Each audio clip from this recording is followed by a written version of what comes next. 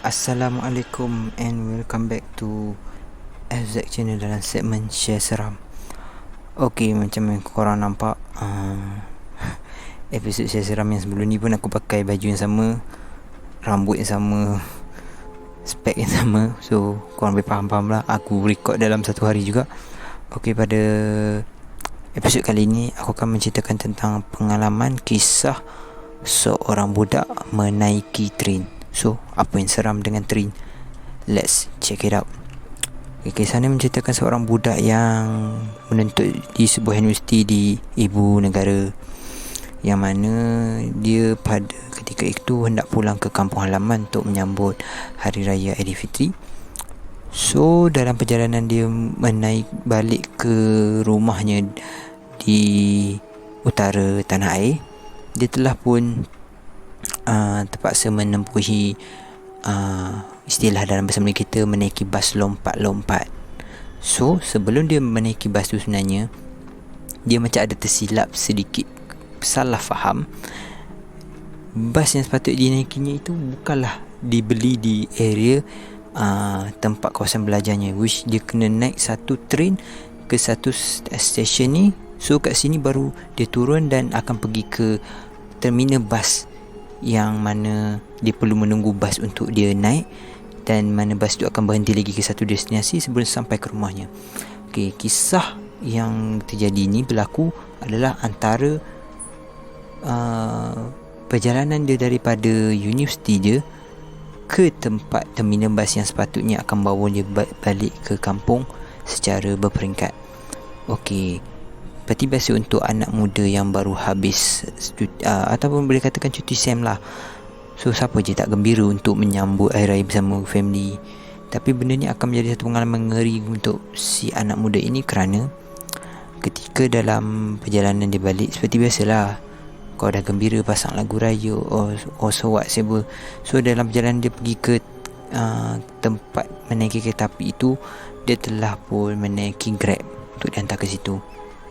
Dan dalam perjalanan tersebut, macam biasa, pemandu Grab tu pun bertanya adik pergi mana, apa.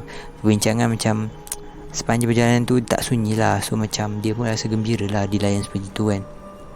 And sebab dia tiba di sana, dia menyedari sebenarnya tak banyak orang yang berada di kawasan stesen kereta api tersebut, yang menyebabkan dia berasa sedikit seram sejuk, bak kata orang Melayu kita. So bila terjadi sedemikian, dia mula berfikiran yang dia seorang ke. And selepas saja dia naik ke, sebab stesen kereta api ni ada 2 tingkat. So bila dia sampai ke tingkat kedua, yang mana sebenarnya nanti dia akan kena turun balik. So bila dia sampai tingkat atas, dia ada terlihat beberapa orang, tapi entah kenapa dia terlihat satu susuk tubuh yang mana dia merasakan, oh kesian dia ni duduk seorang-seorang. So macam, tapi bila makin lama makin dekat, dia lihat perempuan ni macam tak indahkan dia. So macam daripada dia ingin mendekati, dia pun makin menjauh. Untuk pengetahuan korang juga, dia ni sebenarnya seorang perempuan. Dan benda ni berlaku ketika, macam aku cerita, ketika hendak mendekati bulan Aidilfitri tapi masih dalam bulan Ramadan. Okey. So bila dah dia nampak reaction kawan tu macam tu, dia pun macam duduk jauh sikit lah pada si perempuan yang dia nampak ni. So end up bila train yang dia sepatutnya naik dipanggil, dia pun macam biasalah bergegas pergi bersama orang-orang lain.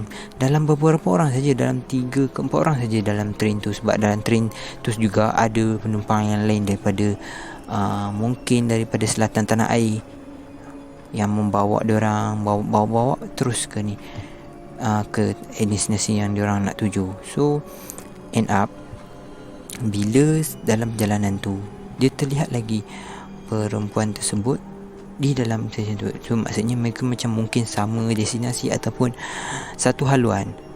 And dia pun macam pelik bila dia lihat perempuan tu still macam tak nak sembang dengan siapa, tapi dan dalam posisi yang sama. So macam benda tu memang membuatkan dia rasa macam agak lebih seram sejuk. Walaupun yelah dalam train tu pun tak ramai sangat, Tapi still ada orang, tapi dia masih merasakan serasa sejuk, yang mana bulu rumahnya agak meremang. Dan setelah beberapa ketika dia tertidur dan dia terjaga, yang mana untuk mengetahui korang juga jarak train dia untuk sampai ke destinasi yang dia nak tuju ni mengambil masa lebih kurang sejam juga. So dia tidur dalam 30 minit macam tu. And bila dia jaga, dia lihat perempuan ni dah tak ada. And end up macam, yelah masa tu baru macam, sebab dia masa awal-awal tu macam dia terkejar-kejar, so macam dia tak sempat bersembang dengan yang lain-lain. So bila dia pusing ke belakang ke kiri, dia terlihat ada dia macam kedudukan belakang menyilang jugalah dengan dia, ada lihat orang. So dia macam mulalah bersembang. Dan setelah bersembang beberapa ketika, dia menanyakan, oh mana perempuan yang duduk kat seat situ macam menyilang ke depan dengan dia. So perempuan ni macam mengerutkan dahi dan mengatakan, kau tanya pasal siapa ni kan? So yelah, macam kau ni macam dia dah nampak takkan? Takkan kau ni tak nampak? Aku cerita ni pun aku meremang, yang mana aku nak bagi tahu betapa benda tu, yelah kau tahu, tapi bila kau tu bagi satu reaction yang macam kau tak expect, macam kau akan rasa macam like seriously, is this sebab yang dia tanya perempuan juga, is this girl joking? Tapi dia macam tanya lagi, ada tadi perempuan duduk sini. Cakap daripada kita masuk tak ada siapa duduk situ. So dia macam lebih meremang dan mula merasakan, okay, ini bukan lawak, mustahil aku tanya soalan yang sama dan dia menjawab dengan jawapan yang sama. Untuk saya saja tak dengar ke apa, sebab dia menjawab apa yang aku tanya tu, cuma dengan jawapan yang tidak aku kehendaki. Macam tu. So at that moment dia macam cuba tenangkan diri dan cuba buka isu lain. Dia sembang dengan penumpang di seorang ni, dan perempuan seorang ni pun menyedari je yang dia tidur sebelum tu And diorang pun bersembang.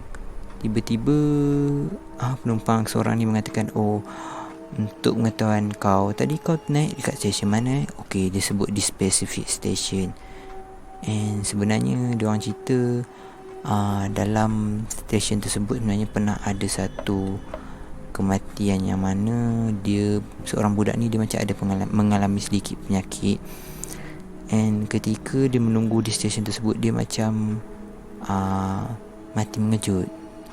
So bila dia mati mengejut, and family dapat tahu, macam sedih lah. Yelah, situasi sama, dia dalam perjalanan nak balik kampung apa semua, and end up jadi benda macam tu.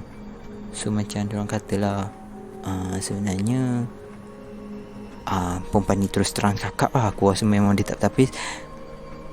Aku rasa apa yang kau nampak tadi mungkin jasad perempuan tu, kerana ramai yang tegur dalam train yang mana melalui destinasi ni saja.